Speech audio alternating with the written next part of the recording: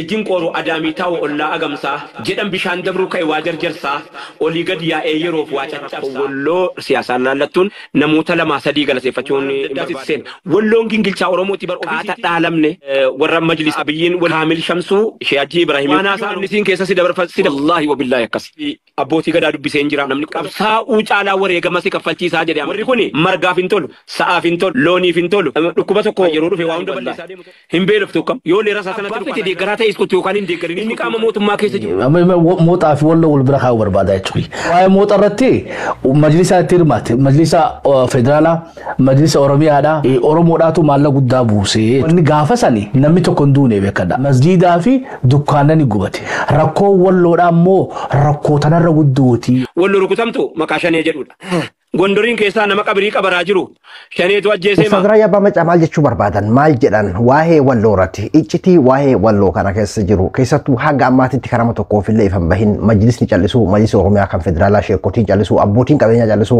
hatta warri gartee kitaaba miliyoona lama bitu jechuudha yeroo miskiinni dhibba takkaan dhibba shaniin kuma shaniin kuma jahaan kuma jaatamaan dhibbaan kennataa jirutti abbootiin qabeenyaa callechuu mee وان مري موميتش من سيرة دكتور أبي أحمد ولين مري أتامي قرتي واحد والله كافة مجرى وكافة هو مال جران كنا ميارنا حاجة تكو فيديو كانوا لين دقيقنا وصدر يا بما جارا جدي يقول دولة فانوف خان وان فورمات هنوف تاوس وان غافي نوتي تاوس وان غافي كيسان باسو لجورا غافي جب دولة غافة تمانيت يا وصدر يا بما جا غافة موت أرا كان قرتي إبسا باسي مجلس أوروميا مجلس قرتي فدرالا إنما يو ملقا قدا كان ولدت كابي Majlis Oromiyaa ti lubbuun nama tokko dha hin banne gaafsan masjidatu gubate malee akkasuma gartee suuqii musliimotaatu gubate malee jechuudha.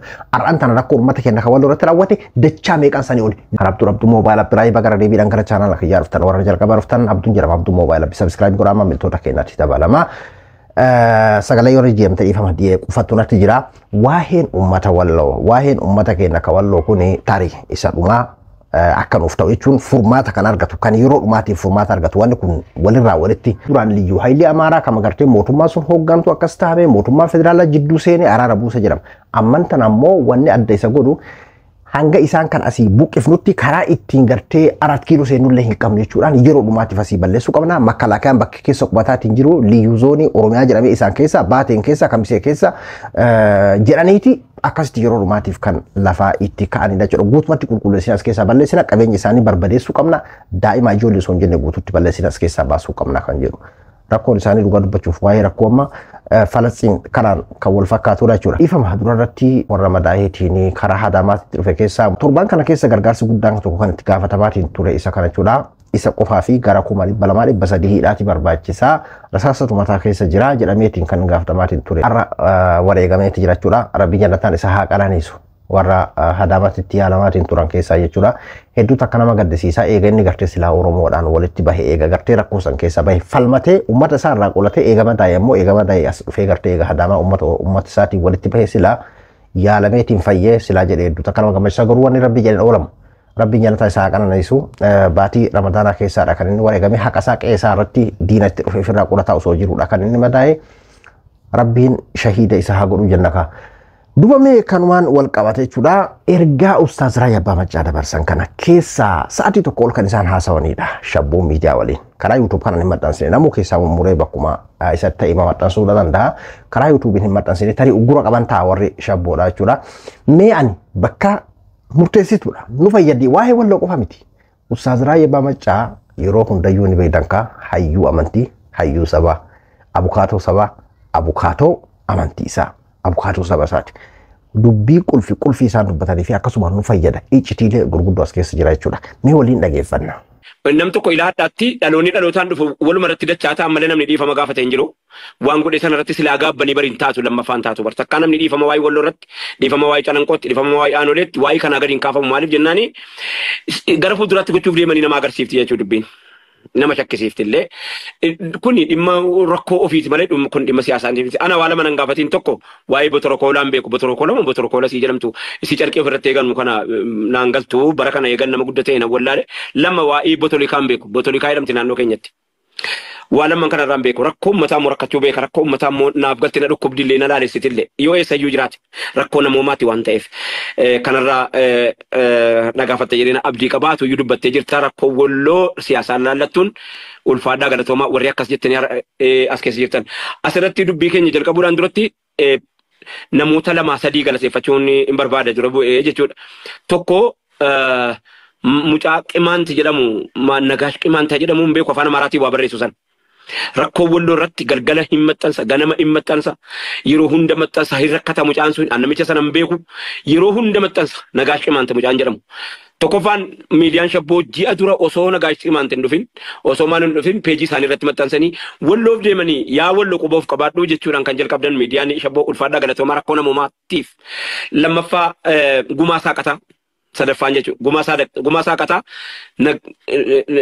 Nagaash qimaanta gumaa saaqataa akkasumas miidiyaan shabboo warri kun tooppii dura sa'iiti malee namoonni kana irratti galateeffataman hedduu jiru warra waa'in kana duddubbatti sana hambise illee fuulduretti as ba'uudhaaf yeroo argattu jedhee yaada namni waa'ii walloo hin dhukkubsanne nama namoomoo ofii irraanfate namoomoo ofii dagate namni namoo waa'ii walloo isa dhukkubsaa jiru immoo nama namoomoo ofii beeku akkuma ati jettee rakkoo walloo rakkataa jiru wallahi utuu Tigiree rakkatee Amaarii rakkatee Eertiraan rakkatee illee nan gargaara akkam namoomoo walloo waan ta'eef miti osoo Tigiree ta'e illee osoo Affaar ta'e illee osoo Sumaalee ta'e osoo agartee Guraagee ta'e illee dirqama dubbatamuu qabaadha rakkoo namummaati rakkoo Ustaaz Raayyaa Abbaa Maccaa nullee galatoonfatanii jiran beekaa nama uummata walloo dubbatu hundaa galatoonfatanii jira adda durummaadha wallahi akkuma isaan jakkana qoosaa qofaa miti waa'een uummata walloo kana irratti Guma saaqataa suni kaa waa'ee Oromoo irratti dhugaa dubbachuuf hunda irratti iyyuu nama gartee jarri illeen akka malee isaaf jecha hirriba dhabdee akkaawuntii isaa yeroo garaagaraatiin gubdii ammoo gubuudhaaf illee yaalii gootee nama dadhabdeedha. Uummanni keenya qabsoo Oromoo baranaa kana keessa Oromoon tokkummaa dhabee laafatee haa jennu malee karaa tokkoon jabina adda addaa kana keessa jira. Fakkeenyaaf warri afaan Amaaraa karaa afaan Amaaraa qofaan gartee akka kabiraa sabaaf sabalamoon jedhan sullee nuuf hubatu fi akka gartee warra diina keenyaa sullee quba qabaatutti warra afaan Amaaraatiin afaan Oromootiin warri dandeettii kana qaban kan Ingiliishiin akkasii warra qabsa. Gumaan kuni nama afaan Amaaraatii fi afaan Oromootiin keessattuu afaan Amaaraatiin nama qabsoo Oromoo akka jaabat finesee keessattuu waa'ee uummata keenya kawalloo akkasuma gartee yeroo uummanni Ortodoksiidhaa tawaahidoo Ortodoksiidhaa kan gartee uummanni keenya kan Oromoodhaa qabsoo godhaatiin ture gahee guddaa nama taphataatiin ture jechuudha. Duba namoonni isaan galatoonfatan kun dhugumatti Nagaash qimaanti kana sila dhuguma namichi kun qimaantiidhaan jedhan akkuma Oromoo kanatti chaalenjii hatta namni suuraa isaa maxxansee bara chaalenjii jedhee fakkeenyaaf namni karaa adda addaatiin gargaaraa jiraame uummata keenya kawalloo kana chaalenjii kana hunda guyyatti 10-20 qoodaa oola jechuudha namni akkuma gartee namoonni Oromoodhaa gartee godhaa jiran kanatti jechuudha namoonni isaan galatoonfatan kana keessa jechuudha. Kanaafuu waa'ee uummata walloo dubbatuun siyaasaa miti waa'ee uummata walloo dubbatuun poolitikaa miti. Ustaaz Raayyaa Abbaa Maccaa dhusinee makaa gurratti isin calawu. Kanaafuu atis hundi keenya dubbatu qabna furmaata akka argatuuf. Itti illee nan gargaara akkam namooma waan ta'eef waa walloo itti jirtu jechuun akkuma amma jedhame lakkoo namoomaa akka kanatti yaadaa wajjiniin deemu. Lammaffaa immoo dhaamsin dura utuu walgahii intarviiyuu kaaniif moo gaafiif deebii keettiin seeniin dhaammadhu jaarmayni fedhe. Sheexan illee garee illee asaba rakkoo wallootu sila rakkate sa'aatiin sila walii rakkatan amma waan ta'eef utuu walii rakkanne walii rakkachuu keessatti wal taana. Inni lammaffaa immoo dhaamsin dhaammachuu barbaadu abbaa fete deeggarii kottu jinni deeggarii kottu maaloo deeggarii kottu garuu rakkoo mana moomaa waliin qabnaa isa jiru irratti yeroo tokko taane. Bakka fete jiraatu jaarmee fete deeggare ammoo rakkoo biyyoomaa irratti rakkoo namoomaa irratti rakkoo waloo irratti rakkoo keenya irratti waliin rakkannaan yoo nuu galee waliin bal'annaanis hin jiraatti jechuudha. Qaamni bakka kana hin jire jedhee of shakku hundi isaatuyyuu lakkee kun rakkoo namoomaati jedhee yoo bana tarii jariinis akkatti haasaan dhaban malee namoonni hedduun dhukkubsataa jiraachuun namaaf galti. Walloo Oromoo ummata Oromiyaa kana tiksuudhaaf kiddoo taate ta'aa jirti. Wanni tokko yoo qadaaddiin qabaanne beeki waan argatetti seena summiititti seena waan adda addaatitti seena walloon gingilchaa Oromooti bar ofiisiitii ba'aa waan argite mataatti baatteetii anaaf si hambifatte. Kana jechuun ibidda mataatti baadhatteeti anaaf si hambifattee hamma hadhaa garuu ibiddi sun mataa si irraan buune lafaatti qabsiisuuf ammoo nu hambifachuudhaaf wanni Oromoo hunda itti irraa fayyuu hin dandeenye egerees fayyuu hin dandeenye utuu walloo jiraachuu baate qaata faalamne qaata dhaalamne qaata akkan taane walloo achi teesseeti qadaaddii taate wallahi gadi hin dabarfattanu jettee ijjitee qabdee itti dhumtee asiin nu geesse jechuudha. Kana wanni nu uummata Oromoo beeksifachuu barbaadu har'a dhaga'amtee itti laataa isatti jettee immoo hedduu dhaga'amtee jirti jedheesanii fudhadha. Fakkeenyaaf warri paarlaamaa irratti ijoollee warri walloo dhufanii paarlaamaa irratti mootummaa fuulduree ta'anii ijoollee falmiin jarii gaggeessanii sababni nu adda dhumaa jirruuf jedhanii paarlaamaa irratti haasa'anii utuu duriitii paarlaamaa irratti haasa'anii hin offalan ture. Har'a galuun offaluun isaaniitu tokko furmaata tokko keessaa tokko sodaan dhabamaa deemaa jirti. Dhaabbatanii kana dhabne jedhanii haasa'uun tokko. Lammaffaa viidiyoo dheengaddaa keessatti gadi hin ba'in malee إنه أشتو قديم باني أما لا صفت ما فاصفت أنا نجريني أني سمنا سون كبا برلمان دينغدا ورا أبوتي أمانتا ورا مجلس أبيين والتوامي مري أددا غافا جيسو سنة كامل شمسو شياجي إبراهيمي وجنين إما ولو رتي أكغاري تاساني جران أكغاري تاساني جران أكغاري تكاس akkanatti walgahii abbootii amantii hangas heddummaatu san waliin taa'amee waa'een uummata kanaa hin dubbatamin akkamitti waa'een uummata kanaa hin kaafamin osoo waa'een gartee biraa kan kanarra xiqqoodha bararra waa'een rakkoo masgiidaadha kanarra xiqqaadha waa'een hajjiidha kanarra xiqqaadha maaliif lubbuu namaati kaa akka isaan hin caleefnellee osoo beeku garuu maali ka jedhu gaafii natti ta'e jechuudha arra isaan obsuu iyyuu dadhabanii uummata keenyatti abdii horuudhaa fi waan iccitiidhaan gartee achi keessatti fakkeenyaaf viidiyoo san keessa iyyuu ni hambifame irratti dubbatameeti jira gaafataniiti jiran Ustaz Kaamil Shamsuun mana bakka bu'oota uummataati garuu ammoo abbootii amantii walii achi keessatti illee hirmaateeti jira kanarratti kaafameeti jira Shee Hajjii waliin kaasaniiti jira muummicha ministeera Dr. Abiy Ahmad waliin kaasaniiti jiran kanarratti namni hundinuu dubbataati jira irratti kanaafuu tokko bakki quuqaan guddoo isaanii narraa buqqisanii har'an tana haasaa Ustaz Rayyaa kana nama meeqatu abdii horate haasaa Ustaz Rayyaa abbaa maccaa kana nama meeqatu gartee duraan kun wadi gurguddaanu callise maali kun Jawaaru dubbataan jiru maal kun Ustaz Ahmadiin Jabal dubbataan jiru maal majlisni dubbataatiin hin jiru kun warri gartee paartiilee dubbataatiin hin jiru maal fidanuma akkama girrisa matu wocaa barnuma keessa hamilee buus kan gartee ammallee homa odoo isaati waa'ee marakkoo kan hin dubbanne yoo namni illee sila callisaniituma waa'ee misooma haasan kan filutu jiraami warra akkasiisaniifis abdii murannaadha akkasuma saba kanaafillee ammoo abdiidha jechuudha kanaafuu abdii guddaadha isaan dubbatu godhaaf jechuudha akka gaariitti kaasanii jiran akka gaariitti akka inni deebii argatu wajjiniin haasa'anii jiran waan haasa'anoo maali yoo jettani eegarees walitti kan waalitti dhufnu isaa inshaallah haasa'amuu eega jalqabee wani tokko miilaanis lafa ejjataa abdadhaa jechuudha man himuu barbaada lammaffaadha ربي يوحنسين كيسا سيدا برسسون ربي نسو مسانا تدس جرا والله وبالله يكسي ربي تيودروسيس كيسا سيدا برسسوني ربي نسو مسانا تجرا بيكت لبين باتن أبشر والله نما دبر فتا إيغا ربي نسو مسانا تي إيغا ربي نسو مغافا يوحنسين برا سيدا برسسي إيغا غافا سيدا تيودروسيس كيسا سيدا برسسي ربي كي نتدت من تجر سيسو مسانا أبدتو حتى سيدا غاجر تيورمون توكو لما فا لنگدا كاليسا غيا كاليسا أكما چرا وائي ولوتي في أبوتي غدا دبي سينجرا abbootii amantaa adda addaa dubbiseen jira itti bilbilee haasa'een jira hundi isaaniitu rakkoo amma deemaa jirtu furmaata barbaaduudhaaf qaama adda addaatiin mootummaa wajjiniinis wal baallamanii mootummaa naannoo Oromiyaatiinis wal baallamanii gareen tokko immoo gurmaa'ee ilaa kunis keessaa tokko beekadhu namni 11 gurmaa'ee jiille arxummaa bakka adda addaatti gurmaa'ee yeroo ammaa kana keessa akka waan Finfinnee seeneeti waan jalli ittiin ganamfatanu boruu inshaallah rabbi jedhe kan waliin agarru ta'a itti jirra furmaata argachuudhaaf ulaadhuma karaatti nambisu rabbi yoon immoo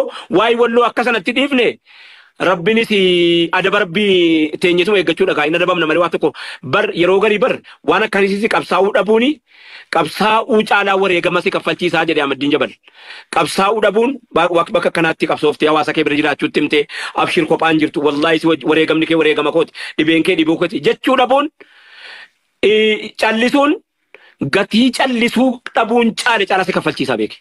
Qabsaa'uu caala aarsaa si kaffalchiisaa jecha Ustaaz Ahmadiin Jabalidha. Dubbii kun dubbii gadi fagooti. Gaafa wayyaane kana haasa'u gadaa badhaadhaa kanallee haa ta'u nama waa takkattaa siyaasuma kana keessa hin jirre kalakki ani siyaasa irraa bilisa jedhu kan gartee fakkeenyaaf yookiin dararaan adda addaa kun isa dhaqqabe meeqa sana agarre. Ati falmatuun ati dubbatuun ati gartee ifirraa tattaafatuun teessee yoo jette aarsaa ati kaffaltu caalaa teessee yoo ati jette aarsaa ati kaffaltu kan qabsaa'uudhaan kaffaltu san caalaa yoo teettee aarsaa irraa kaffaltaadha. Qabsaa'uu dhabu caala aarsaa si kaffalchiisaa as keessaa si kaffalchiisaa beeke jecha guddaa. Akkanatti akka hubatamu ulfaadhaa amma wanni jiru maal inni hawaasni kaleessaa akkuma carraa wayii ta'e nutis garee ijoollee keenya wajjiniin mari'annee waa'ee madoo wal'aanuu qofittiidhaan hin ga'u. Warri kun warra harxummaa manni itti gubatee jira majidduu kana kan hin mul'atin warra manni itti gubatee loon jala affeelamee midhaan bakkeetti dhume jira. Warri kun margaaf hin tolu, sa'aaf hin tolu, looniif hin tolu, bosonaaf hin tolu, midhaaniif hin tolu, lubbuu namaatiif hin tolu. Dhukkuba tokko dhukkuba hambattaa jedhamu tokko kan yeroo dhufe waa hunda balleessaa deemu tokko beektanii miti isuma sana. Bakka itti dhaqee hunda kanaafanii akkana jedhe yoona ayyamte walaloodhaan siifan dubbisa. Ijjiin qooruu adaamii taa'u ollaa agamsaa. Jedhan bishaan dabruu ka'e waa jarjarsaa olii gad yaa'ee yeroof waa caccabsaa nu isaan taa'uu dhabuun hundarra isaan aarsaa dhaga'i mallattoon kana beekuu hin dansaa qilleensi hammeenya achi yaa safarsaa dharri daboo cubbuu ba'ee haqa adamsaa tasgabbii fageessee jeequmsaas dabarsaa haqaaf abbaa haqaa wal bira dabarsaa waan gaarii awwaalee summii ol magarsaa saamee afaan qabee beelessee agabsaa jallataa jallisaa miskiina karkarsaa gaaromuu ni arrabsaa yoo ammaateen faarsaa jedhe kanarraa waa tokko illee dogoggorreen.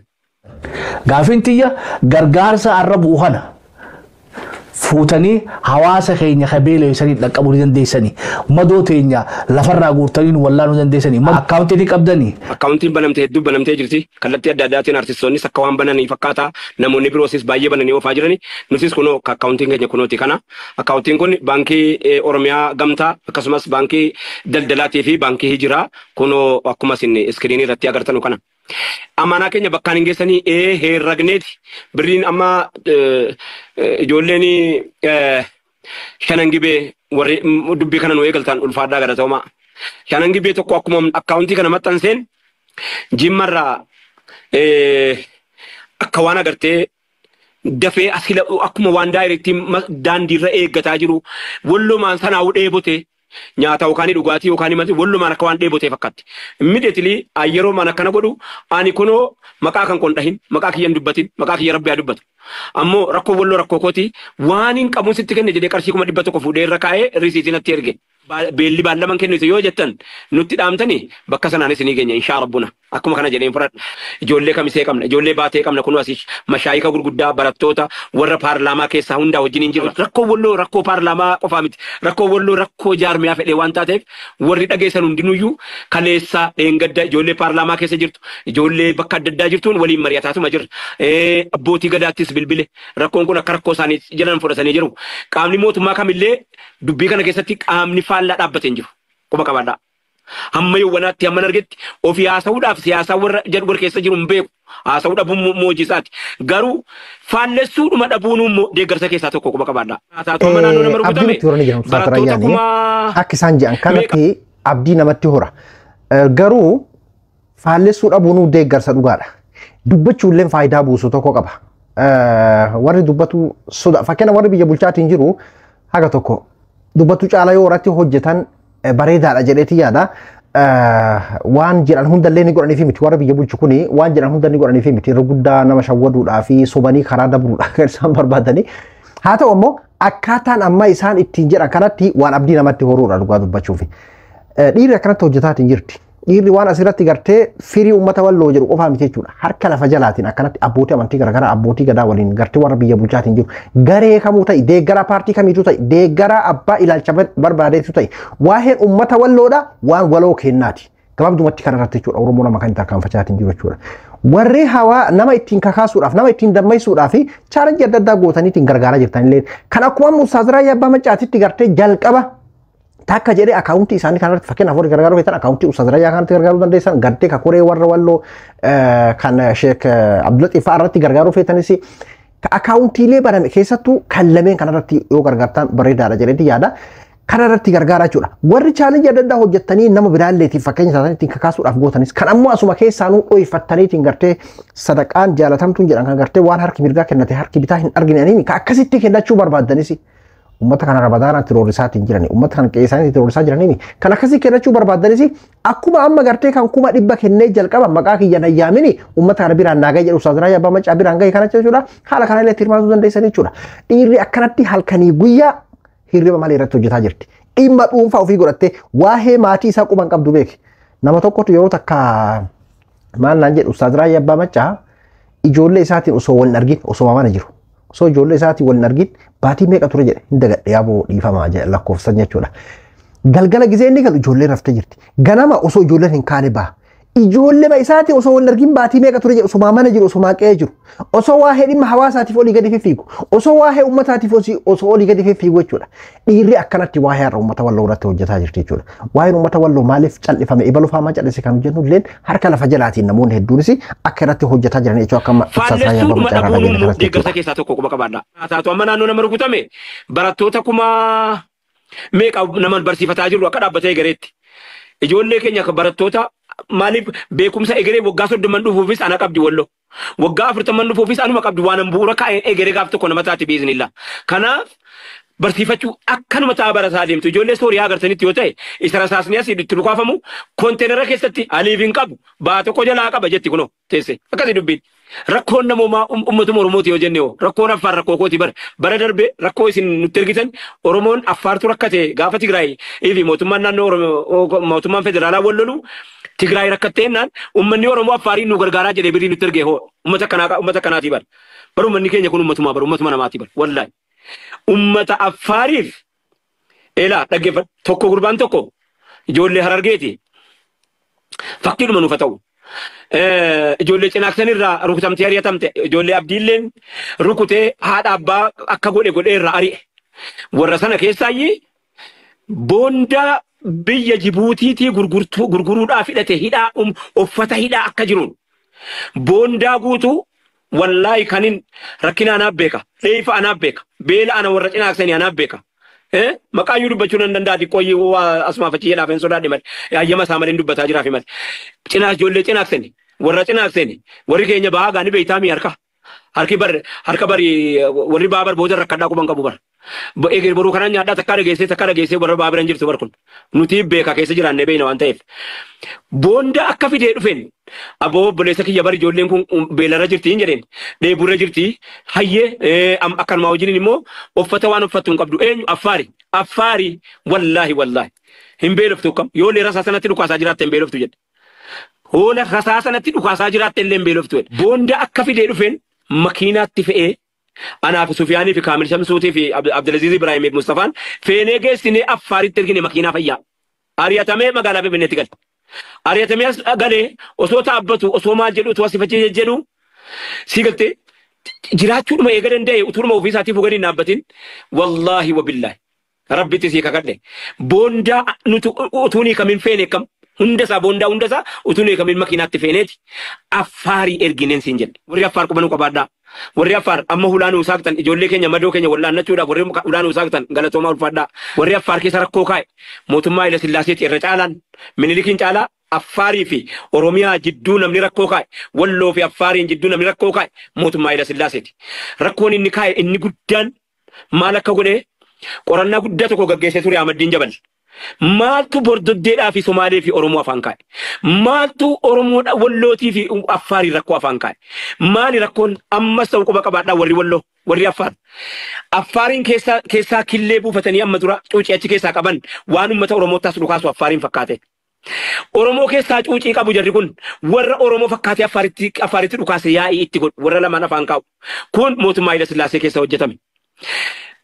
ragaan kana hojjetaa Zabana Haile Sillaasee keessa elektirikaal injineeringii namicha maqaan isaa Muhammad jedhamu kana Ahmaddiin Jabal kitaaba isaa Itoophiyaa Musliimoch jedhee irratti barreesse Muhammad nama jedhamu Ahmaddiin Jabal maqaa isaa teessoo isaa barreessee jira namni sun hojiirraa akkamitti akka ari'ame maali jennaan rakkoon Sumaalee kee rakkoon Affaarii fi rakkoon Kamisee maali rakkoon jennaani calluma jedhiinaan jedhee dubbatee beeke yeroo Profeesar Hussein jedhamu dubbii dubbatamte Ahmaddiin Jabal irra deebi'ee kitaaba isaarratti maxxanseera rakkoo hawaasa keenya keessa jiru ka'an kana akka qophaatti galtee Walloo duriis azab waggaa 100 meeqa azabamtu kana toftaan isuma kana achi jira isuma sanatu asis jira ilmaan isuma sana abbaanis isuma kana jechuudha wanni jechuu barbaadu asirratti abbaa fete deeggaraa ta'e iskottu yookaan hin deeggarinis kottu yookaan namoomii kottu yookaan maantee kottu atiin kun qaama tokko roorroon kee roorroo kooti rakkoon kee rakkoo isaati garee tokko deeggaruun namarraan eegamu yookaan immoo deeggaruu dhabuunis namarraan eegamu dantaa isaati si galtee waan si fayyadu keeti wanni si hin fayyadne keeti miti itti eenyuun beeka inni qaama mootummaa keessa jiru diina keeti miti kana quba qabaadhu inni qaama mootummaa keessa hin jirre diina keeti miti kana quba qabaadhu kanaaf waan keenya haasaa dhoksaatti baree cufannee haasa'annaa keenya rakkoon qabnu rakkoo walootti waliin jiraannee amba isa sila walitti nu dhabamsiisuu barbaannu humnan taanu abadan isa sila walitti nu jibbu qabna diina walitti nu jibbu qabna diina seenaa qabna diina arras diina kaleessas diina dheengaddas diina qabna namni diina waloo qabu walitti immoo wal ta'uu maaltu isa rakkiseen waa waloo nama nu jibbu yoom dhabne maa wal jibbinanu wanni nu jibbine bash qabnaa bar dhaabboleen garaagaraa asitti dhaamsa jabduu siin dhaammachuu deema qubanaa qabaadhu dhaabboleen garaagaraa kanneen akka baankii kanneen akka taankii kanneen akka taaksii kanneen akka barbaadde haa taatu maal ta'a yoo qellem wallaggaa keessaa waaqoo guutuu jettee maqaa boggaafatte maal ta'a maali rakkoon Yoo ilu baabur keessa baankii jaarraa abbaa gadaa ta'e maal ta'a? Maali rakkoon? Keenya akka waan gandatti galchuudhaa jedhanii inni harargee afran qalloo ta'e afran qalloo qirincaaf maanni afran qalloo qirincaafin hin ta'uu jimmaan ta'uuma rakkoo maalii qabu?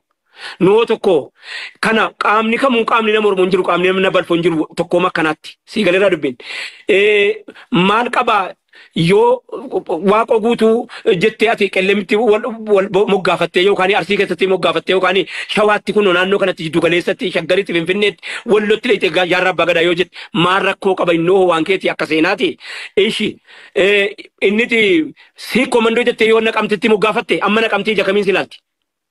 Hangam tokko si jabeeffatti. Wallahi si jabeeffatti. Wallahi diinatti sin kennitu. Waa lama hojjatte beekan. Tokko ankeeti jechuu itti maa jirta. Lammaffaa ati kooti jechuu itti maa jirta. Nama ati kooti ati jetteen immoo abbaan barbaade diina sin hin jedhu. Wallahi qaamni kamuu si fedha. Qaamni kamuu si jaallata. Abshaalummaan akkasii utuu keessa dhufe moggaasaa keessatti illee hatta. Dhaamsiin manzuumaa caalaa. Ani sirriitti dhaammadhu. Egeree keenyaaf gaariidha. Waan isaan jiran kan osoo bakka kana keenya beekee namni tokko osoo bakka kana geenne jidduu takka bar tokkummaan keenya akkas ta'ee ture. Arran tan ammoo alaabaa godinaan dhaabanneeti. Osoo afran qallo yookiin harargeen obboleessa akkanaan qabaa Jimma seenaa Jimmaa keessatti hojjetameen kan boonu ta'e osoo Jimma seenaa gartee Arsii keessatti hojjetamuu kan boonu ta'e osoo gartee Shawaan seenaa Arsii keessatti hojjetamuu kan boonu ta'e osoo Arsii seenaa Wallaa keessatti hojjetamuu kan boonu ta'e barsila akkas ture. Osoo hundi obbolummaadhaan tokkummaadhaan akkasitti gartee kan waliin boonu taate hatta moggaasuma keessatti kaampaanii tokko yeroo moggaaftu waan tokko yeroo moggaaftu. Har'an tana ammoo nuti adda addaan qoodannee waan Ustaazaa Yabbamacaa nashiidaa isaa keessatti illee barana jedhee ture. Hatta hayyoota gartee kaleessa saba kanaaf wareegaman illee ganda gandaan adda qoodatanii bara waa meeqa argaatiin ture. Ka jaarraa abbaa gadaa fotoo isaa ibiddaan gubu, ka waaqoo guutuu ibiddaan gubu, ka abbaa jifaar ibiddaan gubu ture bara fotoo suuraa jechuudha. Arra jechuun fakkeenyaaf kutaa wahii ta'ee kutaa sana arrabsuudhaaf kana godhaa beeki. Arra Jimma arrabsuudhaaf abbaa jifaar ibiddaan suuraa isaa ibiddaan gubu. Waaqoo guutuu fakkeenyaaf Baalee arrabsuudhaaf waaqoo guutuu Leenjisoo Diigaa Harargee arrabsuudhaaf jaarraa abbaa gadaa. Garuu ammoo warri kunniin namummaadhaaf tokkummaadhaaf yookiin ammoo tokkummaa amantiif yookiin tokkummaa gartee sabummaatiif jechuudha kan isaan qabsaan. Arran tana akkas godhu osoo ta'in faallaa kanaatiin arran tana osoo gartee nuti kenna ka walloodhaa gartee kan Arsii Jimmatti ka Jimmaa gartee Harargee kan ammoo Shawaan Wallaggaatti akkasitti osoo moggaasa keessatti osoo akkasii moggaafanne dhaloonni dhufu akkam ta'aa kan jirudha. Jaalala akkasiin qaba Oromoon gaafa keessattuu yeroo alagaadhaan bulu gaafa wayyaanee kana keessa jaalala akkasii sun mul'ataa ture dhugaa dubbachuu fi amman tanaga tokko wal gaarreeffannaan gandatti deebi'uun hatta paartiyyuu maqaa gandaatiin waamuun xiqqoo mul'ate malee jechuudha. Waan kanarratti kan warra biyya bulchulleen Oromoo gartee akka faafilee gisa san qoqqooduudhaa fi akka gartee Oromoo dhufii isaatii walitti duutu akka isaan quba hin qabaannee fi waan isaan nurratti hojjetanillee akkuma jirutti ta'ee jechuudha. Ustaazaa Yabbamacaa jecha tokko waan tokko irratti ibsa tokko kennuudhaa fi achi keessaa waan boruufis kaleefis borusati keessatti of laaltuudha lafa sii kaa'ee dhaamsiin manzuumaa caalaa ani sirriitti dhaammadhu egeree keenyaaf gaariidha waan akkana boruu keenya beekee namni tokko nuti kun karaa waggaa 100 ho'i deemnee dhumne sadarkaa amma bara kana bara dhiyeenyaa kana bara afaan Oromoo haasaa magaalaa Finfinnee keessa deemtu akka Islaamaatti immoo Itoophiyaawiyaan Musliimochi jedhamta malee ba Itoophiyaa የምትኖር ሙስሊም hin jedhamtu akka duriitti lakki Itoophiyaawiyaan Musliimochi jedhamta yeroo ammaa kana keessatti hangumti kun laafaa miti karaa dheeraa deemnee dhumne jechuuf hin jedhe kanaaf hamma danda'ame tokkotti akkuma durii soddoomuun keenyas olloomuun keenyas sii komandoo yoo dhaqee Jimmaa fuudhe maal maqaan isaa Harargee yoo dhaqee inumaahu maqaan Harargee jedhamee moggaafamee fi Jimmaa fi Wallagga jedhamee moggaafame kun maquma biraattu nu jijjiirame fa hin fedhatu akka kootiitii maaliif jennaani waan karaa dheeraa deemee dhufe jechuuf hin jedhe egeree keenyaaf hin laphee baadhe moo waan tokko miti yeroo hundan jiraadhu amman jirutti immoo balliseetuma yaadaa deema kanaaf ilmaan keenyaatiif ilma torba akaakuu torbatti hadhuma yaadaa fi adeemnu garaa bal'annu yaadaa bal'ifannu jaarmiyaa fedhe keessa jiraadhu ati kooti garuu qubanaa qabadhu jechuudha mafas. Gaafa mooxaa sanii mooxaa fi walloo wal bira kaa'uu barbaada jechuudha. Waa'ee mooxaa irratti majlisa itti hirmaate majlisa federaalaa majlisa Oromiyaadhaa aanaa Jinniidhaa ustaazota sheekota qaama hedduu irratti hirmaatu akka Oromiyaatti beeytee kililii hundaa olitti mootummaa naannoo hundaa olitti Oromoodhaatu maallaqa guddaa buusee jechuudha.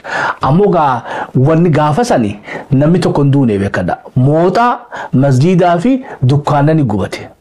masjiidaa fi dukkaana musliimotaa gubate malee namni ittiin duune rakkoo walloodhaa immoo rakkoo tanarra gudduutii jechuudha. Rakkoo walloo bani wanni isa daangeessa oromummaa walii watti biraa kan biraan jiru kan islaamummaa wajjumaan qabanii miti hima warra mooxaadhaa miidha. Kenna keessa jirudha. Gaafa san majlisni Oromiyaadhaa lallabee majlisni federaal Itoophiyaa lallabee kan aanaa lallabee akkuma inni jee kana jechuudha. Gaafa mooxaa san waggaa 3 waggaa 2 dura haalli akka har'aa kana ta'ullee haa baatu jechuu kiyya. Sheekotiin irra callisan kuni gaafa san Oromiyaa keessaa dubartiin bar warqii mormarraa if guurtee warqii ifirraa baaftee sa'aatii namni harkarraa if baasee gargaarsa biiliyoona walitti guurame bar gaafa san keessattuu Ustaaz Ahmadiin Jabar Ustaaz Kaamil Shamsuu akkamitti akka irratti hojjetan gaafa san ni argatu gaafa mooxaa san namni hin duune ammoo beek gaafa san masgiidatu gubate malee suuqii musliimootaatitu diigame malee ammas hoo gaafa san warri kuni amantiidhaan wal holaniiti kasabaan tokko warrumatu akkas godhe jechuudha moodha Gondar keessatti jechuudha sababa muslima ta'aniif jechuudha har'an tana warakkoontu dachaa meeqaan san caaltidha kan uummata walloo dhiiga namaatiitu itti cabe daa'imman cubbuu tokko hin qabne gartee daa'imman waggaa 2-3 itti wareegamaati jira dubartii itti wareegamaa jira manguddoo waggaa 8 itti wareegamaati jira qe'ee isaaniitti dhufanii itti roorrifamaati jira jechuudha har'an tana rakkoon gaafa san masjiidni gubate sanii oli kan uummata walloo har'an tana rakkoo gaafa suuqiin musliimotaa gubate sanii oli jechuudha rakkoon uummata keenya kan walloo kan Oromoodha kan jechuudha gaafa san Oromiyaa keessatti akka majlisaatitti ibsi bahee akka majlisaatitti qabeenyi walitti qabame qabeenyi gaafa san Oromiyaa keessaa walitti guurame akka biyyaatitti tokkoffaadha ture jechuudha haga biyya alaati haga biyya keessaatitti jechuudha haga namoota siyaasaa gurguddaa akka Jawhar dabalatee nama hundatu gaafa san waan qabu hundaa irratti hirmaateetiin gargaarsa walitti guuraa ture jechuudha gaafa san akka xiqqii takkaatitti har'an tana hoo bakki sun akkamiidha. Shabboon haa galatamu bakka tana gaafachuudhaa fi deebisa isaan dhugeeffadha. Rakkoo walloo bari wanni isa daangeessa oromummaa malee watti biraa kan biraan jiru kan islaamummaa wajjumaan qabanii miti hima warra mooxaadhaa miidhame sana wajjiniin wanni kan walloo daangeessu bara oromummaa sanii malee wanti biraa tokko hin jiru. Gaafa rakkoon walloo inni rakkoo isaanii garaagarummaa godhu rakkoo muslimummaadhaan miidhamu waliin qabanidha. Kan ammoo isaanirraa xiqqashoo adda godhu oromummatu bira dabalameedha. Deebisaan Ustaaz Yabbaan Caasirraa eegalaa jechuudha. Gaafa rakkoon walloo akkuma amma rakkoo mooxaarra ga'ee jiru sana rakkoo eenyummaati rakkoo jiraachuu dhabuuti rakkoo warra mooxaarratti hojii hojjeteeti.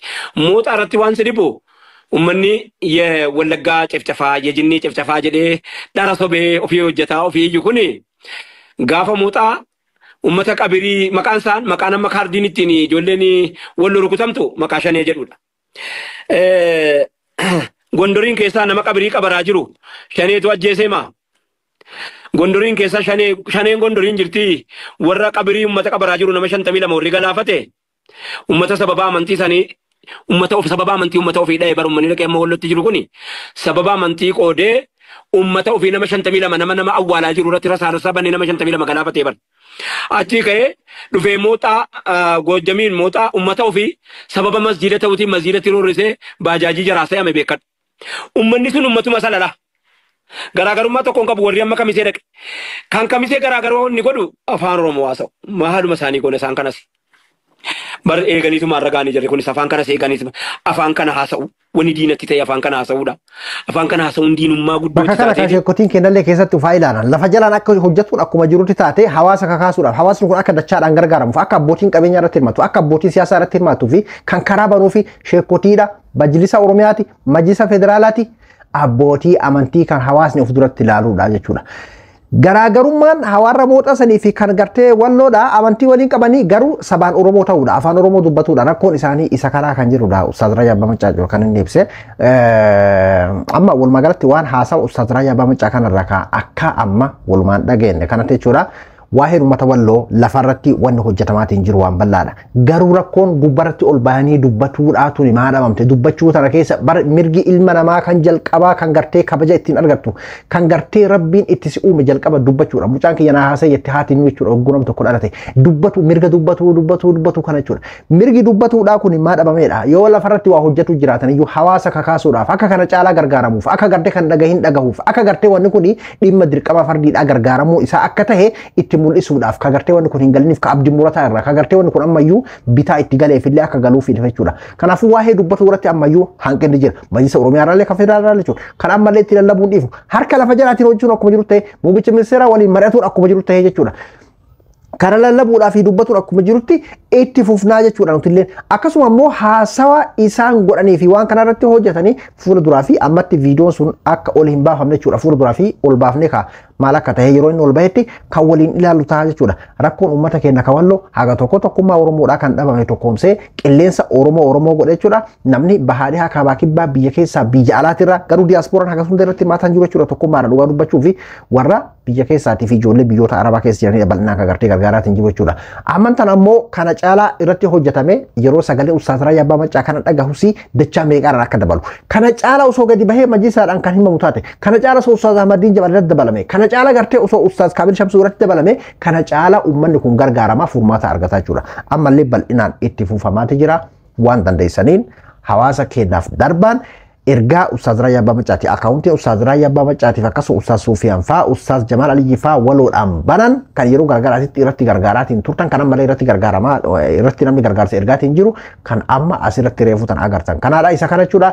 Isinis gargaara bira dhaabbadha akkasuma gartee namoonni warra walloo irraa bakka bu'ee Kashii Abdul Latiif kanam sadii hin baname isa irratti gargaaruu barbaadanis gargaara ka irra isiniif laafu kan irra gartee uummata kana biraan naaf gahaa jettan dhoysitanii gargaaruudhaafis akkasuma hawaasa ittiin kakaasuudhaaf hagana gargaareettaniitiin gartee reesiitii maxxanfattanii mul'ifatuudhaafis karaa isinitti mijaaheen gargaaraan yeroo hundayyuu yaamicha uummata keenya walloodhaatiif ana Abdul Abdul Mobaala biraayii hanga qophii biraatii walitti deebinutti nagayaan naa tura.